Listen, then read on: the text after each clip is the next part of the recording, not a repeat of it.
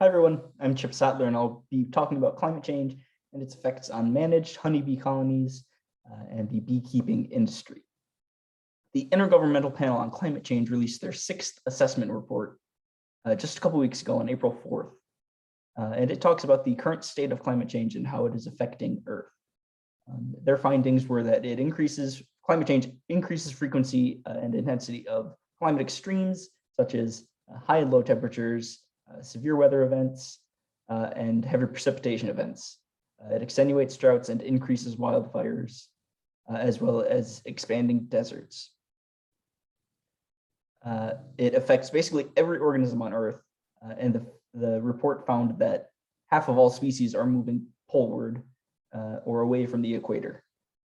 They have high confidence that seasonal shifts or changes in phenology are correlated with human-caused climate change. And they warn that we are quickly approaching the 1.5 degrees Celsius mean temperature increase above the 20th century average, which is a critical benchmark, because if we hit that, it would lead to irreversible and widespread habitat loss.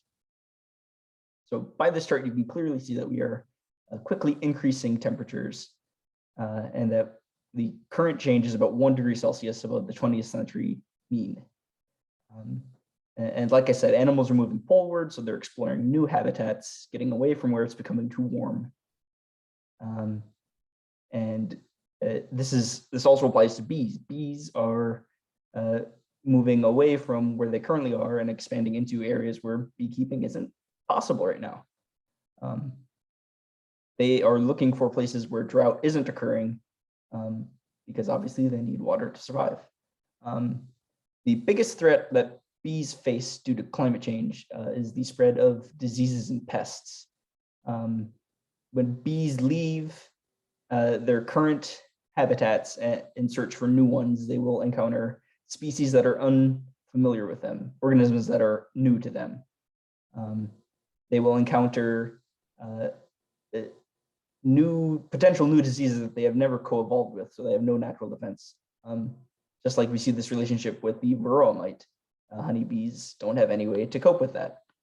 There's the AAA lapse mite, not unlike the varroa mite. This AAA lapse is currently in Asia. It's not in North America, because North American bees don't have brood year-round, and the AAA lapse needs year-round brood to survive. If temperatures increase and bees adapt to have year-round brood, they would be good hosts for the AAA lapse, which would be very bad for North American honeybees. Similarly, chalk brood is much more serious in humid climates. So if climate change increases the humidity, chalk brood would be a much more serious problem. Like I said, climate change is shifting seasonal patterns and affecting phenology.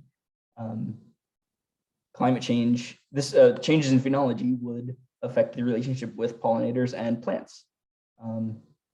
Imagine Ohio. We had early blooms this year, and now it's cold again. So the blooms are getting damaged and the bees can't forage, and their foraging sites are decreased because the cold damaged the blooms. Importantly, the almond blooms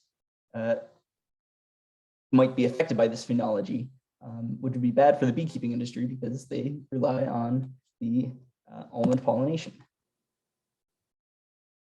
Not all plants may be affected by this phenology, though, because of the biodiversity insurance hypothesis, which basically says that more bees create a buffer. And we saw this in a study of New York apple orchards, where different bees change their phenological synchrony at different rates. So some bees adapted slower to this new phenology, some adapted more quickly, and they covered the span of apple bloom, so that apples were not really affected by a change in phenology. So how does climate change affect beekeeping? Disease control will be absolutely crucial. Shifts in seasons will affect vulnerable crops like almonds, and beekeepers probably can't afford to lose almond pollination because that is a big source of income.